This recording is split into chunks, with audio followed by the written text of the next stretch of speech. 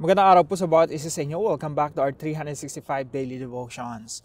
Gusto po nang batiin si Althea May, Lorraine Brenda Cabanal, Queruso, and Domingo Belandres. Maraming salamat po sa inyo. Kayo po ay pagpalain ng ating Panginoon at I hope ito pong mga devotions natin ay malaking tulong po sa ating paglagong spiritual. Natutuloy po natin ang ating series patungkol sa harnessing the power of words. Harnessing, kontrolin, gamitin yung kapangyarihan ng salita. Again, sabi po ng Proverbs, death and life are in the power of the tongue. Ganun po kamakapangyarihan ng salita. Ang kamatayan at ang buhay ay nasa kapangyarihan ng dila. Now, that's why we really have to harness the power of words. And by the way, ito pong itong nagsasalita na ito sa picture na to, no? This is Martin Luther King. At siya po ay very powerful speaker. At sa pamamagitan ng salita, narally niya yung kanyang mga kababayan patungo sa isang society, lipunan, na mayroong hustisya, lalo na para sa mga Black Americans. So, yung nakaraan po, no, pinag-usapan natin, speak to inspire. Pangalawa po, ngayong araw, no, speak with a point. Pag nagsasalita po tayo, laging merong puntos, laging merong meaning, laging makahulugan. At hindi po natin sinasayang yung ating mga salita para sa walang katuturan na usapan. Sabi po rito sa Ephesians chapter 4 verse 29, let no corrupting talk come out of your mouth, but only such as is good for building up, as fits the occasion, that it may give grace to those who hear. Sa Tagalog po, anumang masamang salita ay hindi dapat lumabas sa inyong bibig, kundi ang mabuti lamang para sa ikatitibay, ayon sa pangailangan, upang ito'y makapagbigay ng biyaya sa mga nakikinig. So ito po ay hango sa sulat ni Apostol Pablo sa mga taga-Epeso. Sinasabi ni Apostol Pablo sa mga Ephesian believers, pag nagsasalita kayo, hindi dapat mga corrupt talks, hindi mga bulok na usapan, mga walang katuturan na mga usapan. Sa halip, yung mga mabubuti lamang, yung ikatitibay ng kapwa natin, yung mga kausap natin, ikatitibay sa kanilang pananampalataya, ikatitibay at katatatag ng kanilang loob, something beneficial, ayon sa pangailangan, upang ito'y makapagbigay ng biyaya sa nakikinig. So ito po yung teaching natin ngayong umaga. Number 1, talking pointlessly is just air pollution. Napakatindi, no? Marami kasing tao yung salita lang ng salita pero wala namang, alam mo yung basta ma-occupy lang yung hangin ng kanilang boses at kanilang sinasabi. Minsan ang hirap makinig eh. I'm sure marami sa atin may mga ganong experience, no? Yung may kausap ka, nakikinig ka, pero ang hirap makinig kasi hindi mo alam kung anong pinupuntos. Hindi mo alam kung anong sinasabi, basta salita na ng salita. At kadalasan, ako, pag gano'n, no, parang naisip ko, parang sayang sa oras. Tandaan natin, mga kapatid, talking pointlessly is just air pollution. We're just polluting the air kung nagsasalita lang tayo for the sake na may masabi lang. Now, yung mas masama pa ron, nagsasalita ka, hindi na nga nakakatulong, nakakasama pa, no? Ito po yung tinutukoy ni Apostol Pablo rito na corrupt talk. Sa ibang translation po nito, yung mga bulok na usapan. So hindi na dapat natin pinag-uusapan yon, lalo na tayo na mga nagke-claim na si Jesus ang Panginoon ng ating buhay. We don't talk about, corrupt things, mga bagay na walang katuturan. Number 2 po, talking must have a purpose. Ito po, magandang i-practice to mga kapatid, no? Kapag nagsasalita ka, or kapag sisimulan mo magsalita, dapat meron ka ng purpose sa isip mo. Bakit mo sasabihin yon? So sa isip mo pa lang, alam mo na yung pinakapuntos mo, yung purpose bakit mo sinasabi yung mga bagay na sinasabi mo. So magandang i-practice po yan, no? Na the moment you open your mouth, you must have a reason why you have to open your mouth. Hindi yung just to fill the air with your voice, no? Pinupuno lang natin yung ating environment ng hininga natin na may mga sinasabi tayo na wala namang, hindi naman beneficial. Lalo na pag ikaw ay Kristiyano, hindi dapat tayo nakakakitaan ng mga unwholesome talks or naririnig ng ibang tao sa atin yung mga usapan na mga bastos, malalaswa. So talking must have a purpose, merong layunin. At ang layunin po noon, sinasabi ng banal na kasulatan, yung mabubuti lamang para sa ikatitibay ayon sa pangailangan. Ano po ibig sabihin nito? Yung mga bagay na mabubuti, mga bagay na it can inspire, it can help, it can comfort other people, at ikatitibay. Ito yung nagpapalakas ng loob sa ating kapwa. Yung nagbibigay ng inspirasyon, motivation sa ating kapwa, ayon sa pangailangan ng ating mga kausap. Minsan kasi, nagsasalita tayo, hindi naman kailangan marinig ng tao yung sinasabi natin. No? We're sharing too much. We're talking too much. Mga unnecessary. Sa totoo lang, ang hirap makinig sa ganong tao na salita ng salita tapos unnecessary naman yung sinasabi. And on our part, hindi rin tayo dapat salita ng salita kung mga sinasabi natin unnecessary. Yung hindi na kailangan marinig, hindi na kailangan malaman ng ibang tao. So talking must have a purpose. And number 3, talking is meant to benefit others.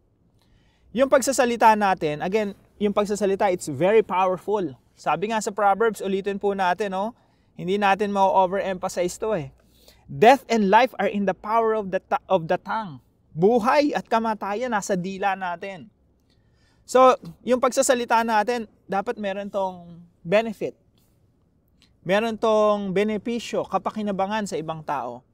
Kaya sabi po rito, that it may give grace to those who hear.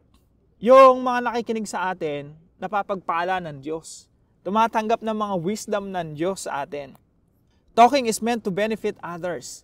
Isa pong kaparaanan para maging beneficial yung laman ng ating sinasabi, yung content ng sinasabi natin. Kapag lagi tayo nagbabasa ng salita ng Diyos, pinupuno natin yung isipan natin at puso natin ng salita ng Diyos. Dahil kung ano ang ilagay mo sa puso mo, yan ang lalabas sa iyong bibig. Pag punong-puno ka ng salita ng Diyos, punong-puno ka ng wisdom ng Diyos, yan din ang lalabas sa iyong bibig. So talking is meant to benefit others. How can people benefit from you? You read the Word of God, you fill your heart and your mind with the Word of God. At kung ano yung inilagay mo, yun din ang huhugutin mo, yun din ang ilalabas mo upang maging kapakinabangan ng maraming tao sa ating paligid. So napakaganda po, no? Gawin nating discipline na pag nagsasalita tayo, hindi aimlessly, hindi pointlessly. When we talk with a purpose in mind. Merong target, merong gustong ma-accomplish. And number 3, talking is meant to benefit others. Nakikinabang yung ibang tao sa mga sinasabi natin. Now, paano po natin to i-apply sa ating mga buhay? Number 1, speak only when you have a point. Napakahalaga nito, no? At wag mo nang pahabain yung simpleng salita. Yung kaya mong i-explain sa konting pananalita, wag mo nang pahabain pa at pabulaklakin pa, no? Straight to the point. Speak only when you have a point. Hindi yung nagsasalita ka, habang nagsasalita ka nakikinig sa ibang tao, pero sa isip mo, hindi mo rin alam kung ano yung sinasabi mo, no? Yun yung mga mahihirap na case eh. Minsan, alam mo kung ano yung sinasabi mo, pero hindi mo naman ini-express sa iyong bibig. So, ang hirap ding maintindihan. But the point is this, kapag nagsasalita tayo mga kapatid, kung wala rin naman tayong puntos, wag na nating sabihin pa. No? Kung wala rin naman tayong wisdom na ibabahagi, wag na nating sabihin pa. Kung corrupt din naman o malaswa yung lalabas sa ating bibig, wag na nating sabihin pa. Kung hindi naman yan nakakalugod sa Panginoon, hindi nagbibigay you don't honor God with your words, wag na lang nating sabihin pa. But if you have a point, say it.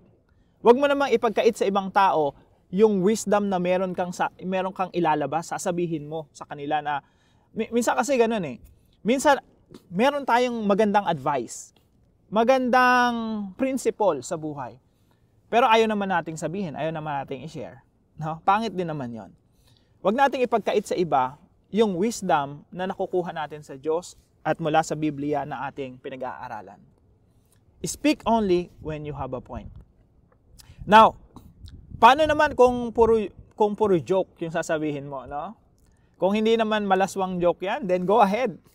Minsan yung joke in itself, kahit na, nakakatawa lang siya, maganda rin yun eh. That's your point basically. Hindi naman killjoy si Lord na lagi ka na lang seryoso, na hindi ka na nagpapatawa, lahat ng sinasabi mo, kailangan daw, sabi sa devotion, kailangan meaningful lahat, kailangan lahat may purpose. So hindi ka na, ka na talaga, masyado ka namang conscious na talaga, no? Tapos hindi ka na rin nagjo-joke sa buhay. Hindi rin naman maganda yon. Si Jesus meron ding humor. Si God, He is the creator of humor. So if you can, kaya mong halakhakin yung mga tao sa paligid mo with your humor, then go ahead, no? Helpful din naman yon, and that's healthy. So number 1, speak only when you have a point, and number 2, speak what is helpful. Sabihin mo yung mga bagay na nakakatulong. Magandang filter ng ating bibig. Pag may kausap natin kapatid natin, kaibigan natin, churchmates natin, workmates natin. Kapag yung sasabihin mo hindi makakatulong, wag mo na lang sabihin kasi ang pinakamainam mong gawin, manahimik. No? Magandang filter po yun. You ask yourself, makakatulong ba to? If the answer is no, then don't say it. Mas makakatulong ka pa pag nanahimik ka. No? Pag nanahimik tayo. So, speak what is helpful. And number 3 po, speak to build others up. Pag nagsasalita po tayo, isa sa mga purpose natin, i-build yung isang tao. Paano mo i-build yung isang tao? Alam niyo po, ang pinaka-effective para i-build natin yung isang tao, yung wisdom ng Diyos, ibahagi natin sa Kanya. Yung mga kaalaman, mga katotohanan na hango sa Biblia, yun yung ibahagi natin dun sa taong kausap natin. Don't talk about your own wisdom. Kasi mga wisdom natin, minsan opinion lang natin yan eh. Pero kapag ang sinishare mo, wisdom ng Diyos from the Bible, that's the time you're building the person. So you can build your wife, your husband, your children, your workmates, your churchmates, your small group, however you call it, life group mo, D group mo, you can build them up when you share the Word of God, the wisdom of God. So patanda natin mga kapatid, when we speak to build others up. Sa kultura ng Pinoy, ito yung mahirap sa kultura ng Pinoy, tayo ay likas naman lilibak. Lahat ng makakapag-bring down sa kausap natin o sa mga tao sa paligid natin, sinasabi natin. No? Kung ano pa yung nakakasakit, nakakasama ng loob, kung ano yung makita nating pangit, yung pa yung sinasabi natin. No? Yung nakakalbo, lagi nating pinapansin. Yung masyadong mataba, laging nating sinasabi na overweight ka na, no? Sabog na yung timbangan sa'yo. Things like that. Likas sa atin yung mga manlilibak eh. That's not building up. That's not building others up. That's destroying their, confidence, yung self-esteem. So mga kapatid, when we speak to build others up. Binibuild natin sila. Lalo-lalo na when we share the Word of God, the wisdom of God to other people. Now, paano nga po ba tayo mapupuno tayo ng wisdom? Paano yung bibig natin mapupuno ng wisdom of God?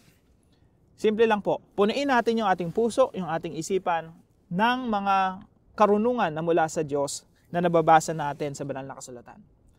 Pag punong-puno na tayo, kapag nag-uumapaw sa atin yung wisdom ng Diyos, talagang lalabas at lalabas yung wisdom ni Lord. Kaya yung pinakamatatalinong mga tao, yung mga pinaka-wise na mga tao, sila yung mga Christian na nagbabasa ng salita ng Diyos. Pansinin niyo po yan. Yung mga Christian na lagi nagbabasa ng salita ng Diyos, nakikinig ng mga mensahe ng Biblia, sila yung pinaka-wise na mga tao.